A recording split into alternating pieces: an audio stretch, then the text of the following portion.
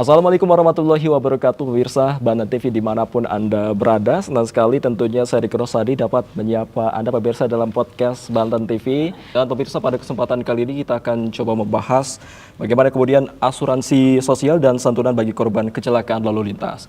Bicara soal kecelakaan lalu lintas, ini masih menjadi salah satu yang menghantui tentunya masyarakat dan tidak hanya menimbulkan kerugian material, namun kecelakaan juga dapat menyebabkan luka, bahkan kehilangan nyawa. Dan di Banten sendiri pemirsa, ini masih menjadi catatan bahwa kecelakaan lalu lintas didominasi oleh kendaraan roda 2 dan banyak yang ini melibatkan usia-usia produktif. Namun di balik resiko tersebut masih banyak masyarakat yang belum memahami haknya sebagai korban kecelakaan lalu lintas, termasuk bagaimana proses mendapatkan santunan, apa saja yang ditanggung dan juga siapa yang berhak menerima. Pada kesempatan kali ini kita akan coba membahas lebih dalam terkait dengan asuransi sosial yang didapatkan masyarakat. Tentunya bersama saya sudah hadir di sini Bapak Benyamin Bob Panjaitan, Kepala PT Jasara Harja Persero Kanwil Banten. Assalamualaikum Pak, selamat pagi. Waalaikumsalam, selamat pagi. Gimana kemarin Pak? Alhamdulillah sehat. Alhamdulillah sehat Pak ya. Wah, luar biasa. Terima kasih sudah hadir di studio kita pada kesempatan kali ini.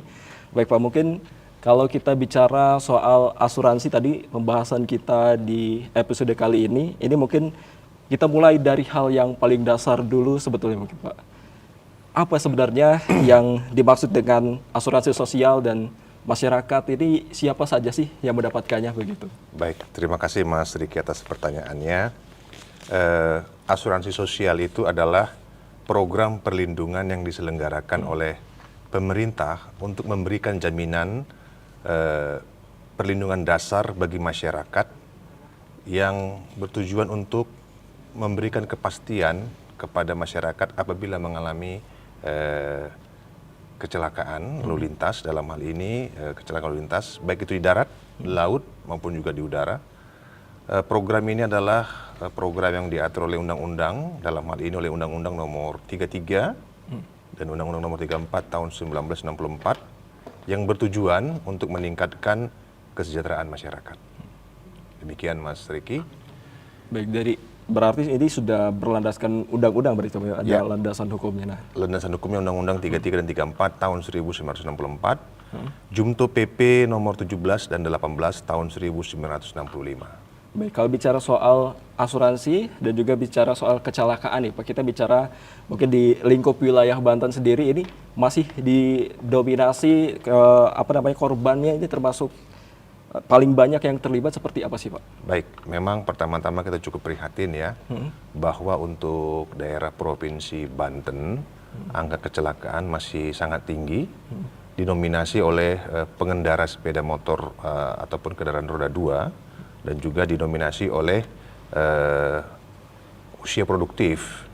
Bahkan yang sangat memprihatinkan juga adalah menyasar generasi muda yang merupakan generasi penerus bangsa kita, dan ini memprihatinkan apabila kita tidak melakukan upaya-upaya pencegahan, ini akan mengancam masa depan generasi muda kita. Demikian. Baik, kalau dari data yang kami pernah baca di sini hampir 70% kendaraan roda 2 ini menjadi terlibat kecelakaan gitu. Artinya ini angka yang cukup tinggi, melebihi 50% bahkan sampai 70%. Ini sangat mendominasi. Kalau misalkan kita melihat lebih dalam mungkin Pak, apa kemudian menjadi faktor penyebab gitu Pak ini? Kenapa ini kok bisa terjadi sampai 70% kendaraan roda 2 gitu Pak? Baik, benar, kendaraan roda 2 mendominasi 70% dari kecelakaan lalu lintas yang terjadi di daerah Provinsi Banten. Banyak faktor yang menyebabkan terjadinya kecelakaan tersebut. Salah satu yang paling mendominasi itu adalah human error, di mana para pengendara sepeda motor itu masih belum cakap di dalam memahami aturan dan ketentuan yang berlaku di jalan raya. Itu yang dapat kami diagnosa sementara waktu ini. Demikian Mas. Baik, berarti artinya di sini kecakapan dalam artian pengguna belum punya SIM dan sebagainya akhirnya menyebabkan human error tadi karena seharusnya belum bisa terjun ke jalan. Ini juga menjadi artinya peringatan juga untuk para orang tua agar lebih bisa mengawasi dan sebagainya begitu, Pak. Benar, demikian adanya. Jadi juga dalam kesempatan ini kami juga menyampaikan himbauan kepada masyarakat pengguna jalan raya agar yang pertama-tama melengkapi dahulu dokumen kendaraan bermotornya. Antara lain membawa STNK, membawa surat izin mengemudinya, baik itu sesuai dengan kendaraan yang ditumpanginya. Demikian juga mematuhi seluruh aturan dan ketentuan di dalam berkendaraan di jalan raya. Karena memang pelanggaran itu dimulai dari pelanggaran administratif. Nah, itu sebenarnya. Makasih.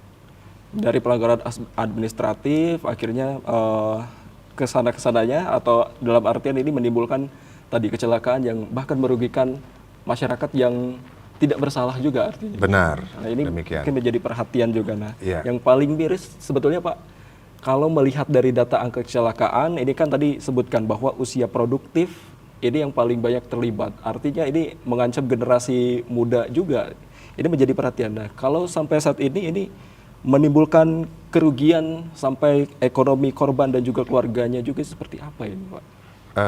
Pada umumnya di usia produktif itu kan salah satunya adalah sebagai tulang punggung keluarga. Betul. Nah, jadi apabila ada korban kecelakaan yang menjadi tulang punggung keluarga, maka akan berdampak terhadap ekonomi keluarga tersebut. Sehingga itu akan dapat menciptakan kedepannya peningkatan angka kemiskinan di masyarakat. Berarti ini artinya perlu perhatian serius juga nih dari pemerintah gitu Pak. Kalau misalkan dari Jasara Harja sendiri ada keterlibatan untuk sosialisasi dan sebagainya gitu. Baik, benar.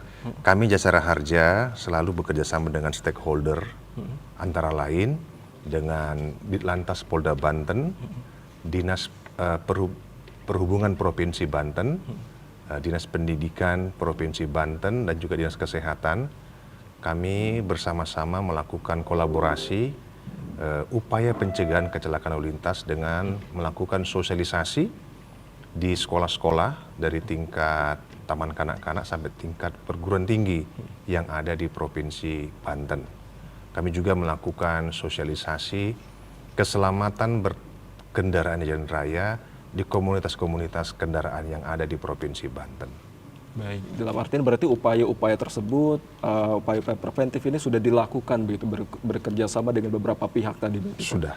Sudah berarti. Kalau misalkan ini upaya sudah dilakukan, tapi namanya takdir misalkan atau namanya kecelakaan siapa yang mau begitu ya. Tapi bila terjadi kecelakaan nih, ini mungkin menjadi pertanyaan juga bagi pemirsa Banten TV di rumah, apa kemudian yang menjadi hak mereka begitu ketika terjadi kecelakaan? Tentunya kita tidak mau kecelakaan itu terjadi tentunya. Baik, yang pertama sekali adalah apabila terjadi kecelakaan maka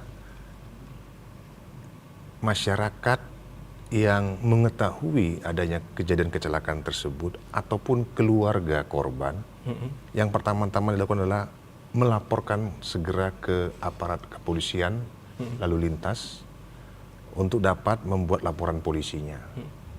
Ya, setelah itu Jasara Harja akan menindaklanjutinya, melakukan komunikasi intensif dengan pihak-pihak lain, dalam hal ini antara lain rumah sakit yang merawat korban maupun juga dengan pihak-pihak pemerintahan daerah, dalam hal ini Dukcapil, untuk bisa memastikan keahliwarisan dari korban yang mengalami meninggal dunia. Nilai santunan yang diberikan oleh Jasara Harja terhadap korban meninggal dunia kepada ahli waris yang sah itu sebesar 50 juta rupiah. Untuk korban yang mengalami cacat tetap, Jasara Harja memberikan santunan maksimum 50 juta rupiah. Untuk korban yang memerlukan perawatan dan pengobatan, berhak mendapatkan santunan maksimum sebesar 20 juta rupiah. Biaya ambulans atau kendaraan yang membawa korban ke fasilitas kesehatan paling banyak Rp500.000. Biaya pertolongan pertama pada kecelakaan paling banyak Rp1 juta.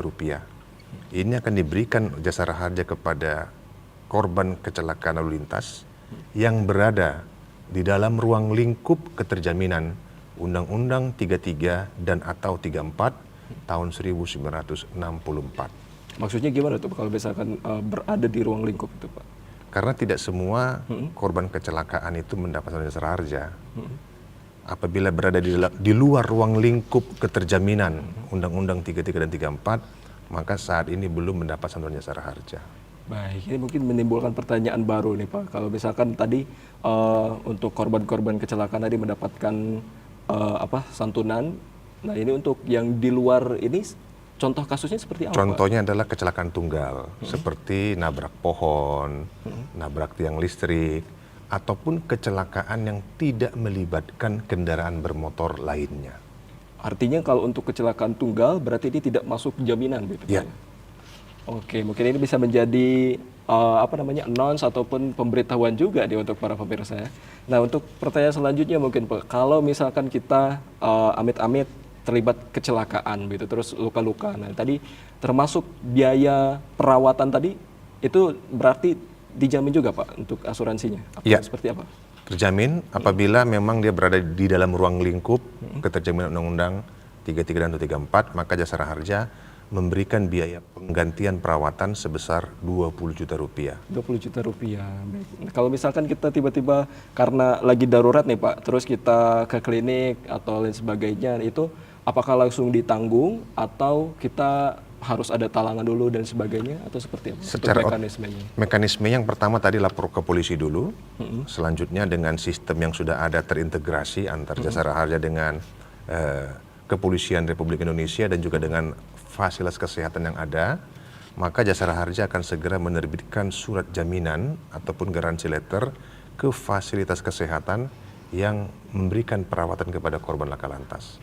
Baik, artinya kalau misalkan terjadi kecelakaan, ini langsung segera melaporkan gitu ya, ataupun walinya lah ya untuk melaporkan kecelakaan tersebut ke pihak kepolisian untuk selanjutnya nanti ditindaklanjuti untuk biaya perawatan dan sebagainya. Oleh jasara harja. Oleh jasara harja. Baik, ini menjadi perhatian juga untuk para pemirsa nanti kalau misalkan amit-amit terjadi kecelakaan, nanti sanak saudara misalkan, nah segera laporkan ke polisi berarti Pak ya, agar nanti biaya perawatannya juga dijamin oleh jasara harja. Benar. Nah, selanjutnya mungkin Pak, tadi kan kalau misalkan kita luka-luka, nah ini lebih amit-amit lagi sebetulnya sih ya.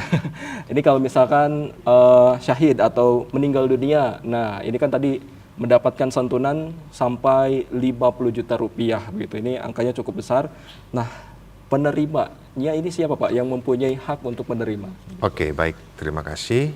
Sesuai dengan Undang-Undang 33 dan 34 tahun 1964, ahli waris yang sah dari korban yang meninggal dunia itu pertama adalah janda ataupun dudanya yang sah. Yang kedua, anak-anaknya yang sah.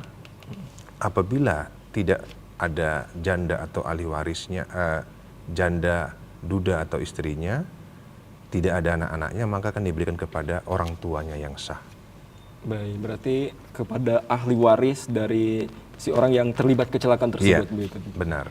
Dan ini sudah diatur juga berarti dalam undang-undang. Sudah diatur. Sudah. Nah, nanti berarti tidak ada sengketa dan sebagainya begitu untuk perebutan itu karena sudah ditentukan secara jelas dan juga gamblang gitu ya, pembagian-pembagiannya. Iya. Baik, ini selanjutnya mungkin Pak penasaran tadi kan ada beberapa luka-luka dan juga ada yang meninggal dunia. Nah, yang terakhir mungkin adalah yang dia terluka tapi lukanya ini tetap Pak atau dalam artian cacat tetap. Nah, ini apakah skema dari pemberian santunan dan sebagainya ini berbeda dengan yang tadi sebelumnya atau seperti apa sih Pak? Oke, kalau untuk korban yang mengalami cacat tetap, maka santunan akan diberikan kepada korban secara langsung, yaitu maksimum sebesar 50 juta rupiah. Diberikan kepada korban yang mengalami cacat tetap dimaksud. Berarti nanti oleh walinya begitu ya, nanti yang bisa oleh walinya, bisa oleh yang bersangkutan langsung. Bersangkutan langsung. Iya. Kalau misalkan yang bersangkutan masih anak-anak dan sebagainya itu masih tertanggung Pak? Atau kalau masih di bawah usia, maka akan diberikan kepada walinya. Itu. Berarti untuk anak di bawah umur juga masih tertanggung asuransi begitu Pak ya? Masih. Baik. Ini mungkin menjadi jawaban untuk para pemirsa yang mungkin masih bingung. Nah, yang paling menarik sebetulnya tadi ada kata ambulans Pak.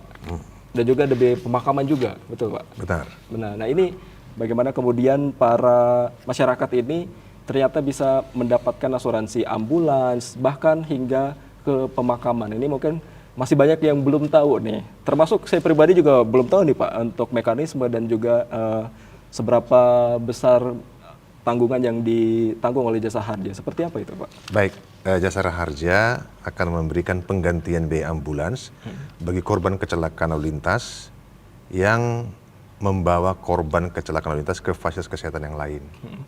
Ya, berikutnya biaya pertolongan pertama pada kecelakaan paling banyak 1 juta rupiah itu di bagian IGD ataupun di bagian P3K-nya. Lalu untuk biaya pemakaman, Jasara Harja memberikan bantuan pemakaman sebesar 4 juta rupiah. Hal ini dilakukan bagi korban kecelakaan lalu lintas yang meninggal dunia dan tidak memiliki ahli waris yang sah. Oh berarti ada catatan untuk yang tidak memiliki ahli waris yang sah, ini disalurkannya lewat biaya pemakaman tadi. Iya, bagi yang menyelenggarakan pemakaman bagi korban kecelakaan dimaksud. Baik, berarti bagi pihak yang tadi menyelenggarakan pemakaman, ini biaya pemakamannya itu ditanggung oleh Jasara Harja. Bagi korban yang tidak memiliki ahli waris dan kecelakaannya berada di dalam ruang lingkup keterjaminan Undang-Undang 33 dan atau 34 tahun 1964. Nah ini mungkin yang menjadi pertanyaan nanti, kalau misalkan kita punya ahli waris ataupun punya pihak keluarga, kerabat terdekat gitu kan untuk mengklaim ini semua Pak, ini kan masih banyak yang kebingungan. Ini gimana sih cara mengurusnya? Apakah korban keluarga harus datang sendiri ke kantor Jasara Harja atau bagaimana mekanisme yang sebetulnya harus dilakukan nih oleh pihak keluarga atau kerabat yang keluarganya terlibat kecelakaan? Baik, kami sampaikan di sini bahwa kami setiap hari melakukan koordinasi dan komunikasi dengan jajaran di Lantas Polda Banten terkait dengan adanya informasi kecelakaan lalu lintas di wilayah hukum Polda Banten. Kami akan melakukan tindakan pertama adalah apabila ada kasus kecelakaan lalu lintas jalan yang terjamin Undang-Undang 33 dan 34, kami akan segera berkoordinasi dengan pihak kepolisian. Kami juga akan melakukan survei kebenaran ahli waris kepada keluarga yang mengalami kecelakaan lalu lintas tersebut. Jadi hal-hal demikian yang kami lakukan secara konsisten, berkoordinasi dengan di Lantas Polda Banten dan juga dengan rumah sakit yang sempat menangani korban kecelakaan dimaksud. Berarti dalam hal ini keluarga tidak perlu datang ke kantor Jasara Harja berarti? Tidak perlu Pak? Tidak perlu. Saat ini yang perlu dilakukan oleh masyarakat, baik yang mengalami kecelakaan lalu lintas ataupun yang mengetahui kecelakaan lalu lintas jalan, hanya cukup melaporkan ke polisi saja. Cukup lapor ke polisi? Selebihnya Jasara Harja yang akan bekerja. Selebihnya, karena sudah ada data dari polisi, begitu langsung berkoordinasi, nanti tim dari Jasara Harja yang bekerja. Nah ini juga sempat ada pertanyaan juga, kalau misalkan mau klaim ini dan itu untuk asuransi tersebut, ini apakah perlu dokumen, fotokopi ini, fotokopi itu perlu nggak Pak? Baik, untuk korban kecelakaan yang mengalami meninggal dunia, yang paling utama itu adalah laporan polisi dulu. Untuk semua jenis kecelakaan. Semua jenis kecelakaan, semua pokoknya harus lapor dulu. Iya. Nah, kalau untuk korban yang meninggal dunia, dokumen yang harus dilengkapi pertama adalah surat keterangan ahli waris, surat akte lahir atau yang sejenisnya. Yang berikutnya adalah rekening ahli waris korban yang masih berlaku. Berarti ada 3 tadi Pak ya? Ya. Surat keterangan ahli waris, identitas ahli waris, dan juga buku rekening ahli waris yang masih berlaku. Masih berlaku. Nah itu nanti diserahkan ke pihak Jasara Harja. Jasara Harja. Nah itu untuk alur penyerahannya itu seperti apa Pak? Kami yang jemput bola. Jemput bola berarti? Iya. Baik, berarti untuk masyarakat ini cukup menyiapkan saja begitu ya, nanti tim Jasara Harja yang bergerak untuk mendatangi rumah korban berarti. Dan memperlengkapinya. Memperlengkapinya juga. Iya. Semuanya prosesnya berarti dibantu Pak ya? Dibantu Jasara Harja. Dibantu Jasara Harja. Oke, itu mungkin yang masih kebingungan jangan bingung karena langsung dijemput, nanti akan dikasih tahu juga berarti, diedukasi juga berarti Pak. Benar, benar. Baik, ini cukup menarik. Nah, kalau misalkan korban ataupun keluarga ini tidak mengetahui kalau dia ternyata dapat hak santunan, nah ini untuk kasus-kasus seperti ini seperti apa Pak? Apa tadi itu karena dia ya udah kecelakaan akhirnya tidak melapor untuk ke pihak kepolisian. Ini seperti apa nantinya? Nah, ada memang kasus-kasus seperti itu, Mas Riki. Jadi memang tidak sedikit masyarakat yang belum mengetahui hak dan kewajibannya. Dan itu adalah merupakan tugas dan tanggung jawab kami Jasara Harja untuk menginformasikan kepada keluarga ataupun ahli waris korban yang mengalami kecelakaan tersebut. Informasi yang kami dapatkan dari pihak kepolisian ataupun dari pihak masyarakat lainnya yang mengetahui adanya kecelakaan lalu lintas tersebut, kami akan segera menindaklanjutinya kepada keluarga korban. Baik. Seperti sekarang ini kan ada berbagai media sosial yang memuat berita-berita tentang kecelakaan lalu lintas, itu juga merupakan pantauan kami setiap harinya. Berarti tim Jasara Harja juga terus memantau juga ya di sosial media, misalkan ada terjadi kecelakaan di mana, di cross check begitu. Kami punya petugas yang memang khusus untuk memantau informasi-informasi yang terkait dengan kecelakaan lalu lintas jalan. Baik, berarti tim Bapak ini sudah follow official Banten TV berarti Pak untuk di Instagram? Sudah follow. Karena biasanya untuk kasus-kasus kecelakaan juga kita muat juga tuh di Instagram ataupun di media sosial kita juga tuh Pak. Benar-benar. Nah ini mungkin informasi selanjutnya atau pertanyaan selanjutnya nih Pak. Misalkan untuk amit-amit korbannya ini ialah seorang pekerja. Misalkan dia sedang perjalanan dinas atau lagi dinas keluar nih.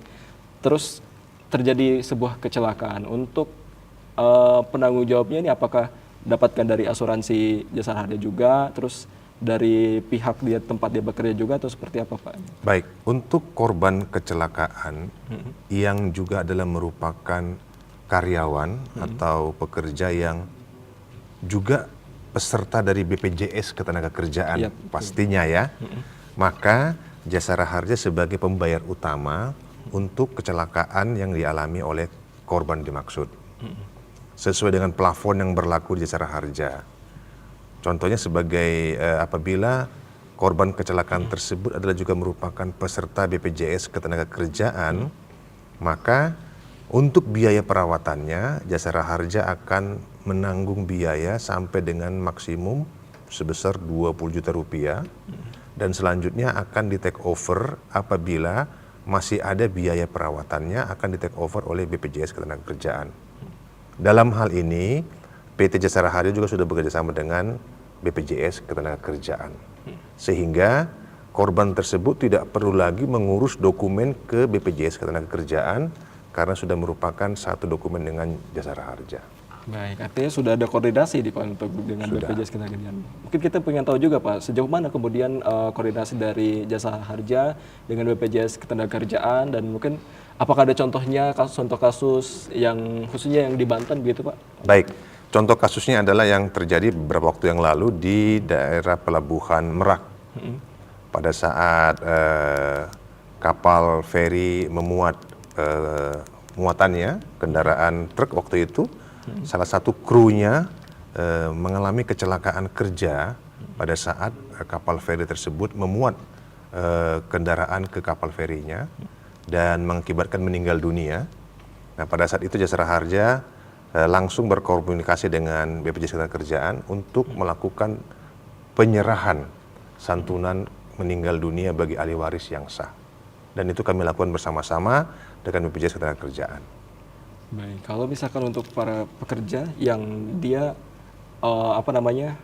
mengalami kecelakaan gitu saat dia sedang perjalanan tugas dan sebagainya, terus untuk biaya pengobatannya ternyata melebihi apa yang di-cover oleh Jasara Harja, apakah selisih itu nantinya akan ditanggung oleh korban atau seperti apa itu Pak? Akan dilanjutkan oleh BPJS Ketenagakerjaan sepanjang korban tersebut juga aktif keanggotaannya di BPJS Ketenagakerjaan. Dalam catatan dia aktif berarti ya, aktif BPJS Ketenagakerjaan begitu. Jadi jangan sampai nonaktif juga untuk BPJS Ketenagakerjaan ya.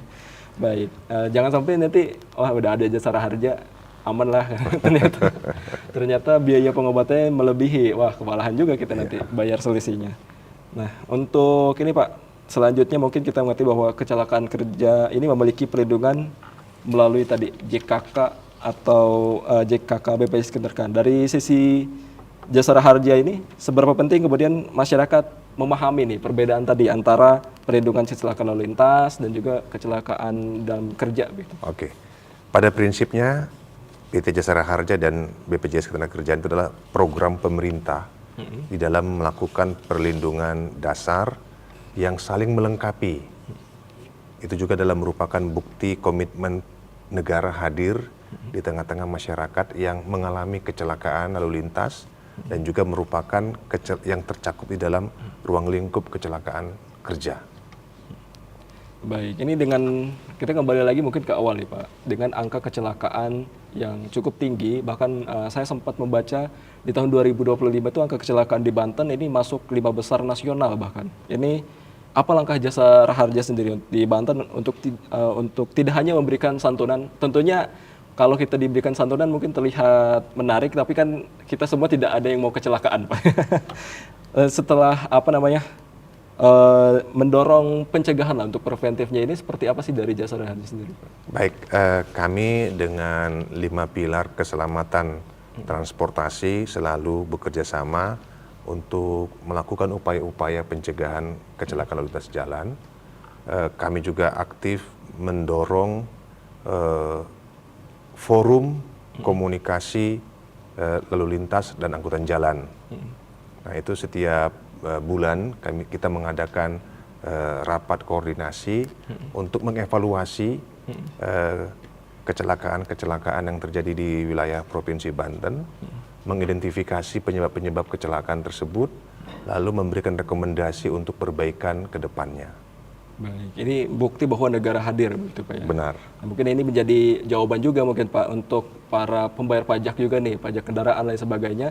Ternyata kalau bertanya ini uang pajaknya kemanain, mungkin ini menjadi salah satu jawaban gitu Pak ya? Baik, benar Mas Riki, bahwa Jasara Harja itu ada di dalam sistem kesamsatan. Ya. Hal ini diperkuat dengan adanya Peraturan Presiden Republik Indonesia Nomor 4 Tahun 2025 tentang perubahan atas Peraturan Presiden Nomor 5 Tahun 2015 tentang penyelenggaraan sistem administrasi manunggal satu atap kendaraan bermotor. Jadi di dalam kesamsatan itu ada 3 instansi, yaitu kepolisian, dalam hal ini Ditlantas, Jasara Harja, dan juga Badan Pendapatan Daerah masing-masing provinsi. Nah, ketiga instansi ini menjalankan tupoksinya secara bersamaan. Ditlantas Polda melakukan registrasi ulang kendaraan masyarakat, Badan Pendapatan Daerah masing-masing provinsi melakukan pengutipan pajak kendaraan bermotor, dan Jasara Harja melakukan pengutipan sumbangan wajib dana kecelakaan lalu lintas jalan, yang mana masing-masing itu bermuara adalah untuk pembangunan bangsa Indonesia. Baik, ini kebetulan juga ini momen kemerdekaan, ini ada diskon pajak juga berarti Pak ya. Dan ini mungkin bisa disampaikan juga kalau misalkan untuk masyarakat yang belum bayar pajak untuk segera bayar pajak. Gitu, ya. Baik, terima kasih Mas Riki. Gubernur Provinsi Banten telah mengeluarkan keputusan Gubernur Banten nomor 435 tahun 2026 tentang pengurangan pokok dan atau pembebasan sanksi pajak kendaraan bermotor yang berlangsung sejak tanggal 18 Agustus tahun 2026 sampai dengan 31 Oktober tahun 2026, yaitu berupa diskon pajak kendaraan bermotor, antara lain diskon 40% mutasi masuk Banten kendaraan perusahaan, 20% diskon mutasi masuk Banten kendaraan pribadi, 5% diskon pokok pajak kendaraan bermotor bagi masyarakat yang membayar pajak kendaraan bermotornya sebelum jatuh tempo. Itu diskon pokoknya 5%. Berikutnya 100% bebas denda SWDKLLJ untuk tahun lalu dan tahun-tahun yang lalu, dan juga 100% bebas denda pajak kendaraan bermotor ataupun PKB. Nah ini berlaku mulai tanggal 18 Agustus sampai dengan 1 Oktober 2026. Khusus mutasi masuk berlaku sampai dengan 23 Desember tahun 2026. Baik, ini dalam rangka bukan hanya HUT RI tapi HUT Banten juga sampai 31 Oktober berarti. Iya, ya? benar. Nah ini untuk para pemirsa jangan lupa untuk datang bayar pajak karena tadi kita sudah lihat tuh nominal-nominal yang diberikan oleh Jasara Harja ketika terjadi kecelakaan kerja gitu dijamin oleh negara. Terakhir mungkin Pak ada yang ingin disampaikan kepada masyarakat Banten untuk Baik. menutup. Terima kasih Mas Riki.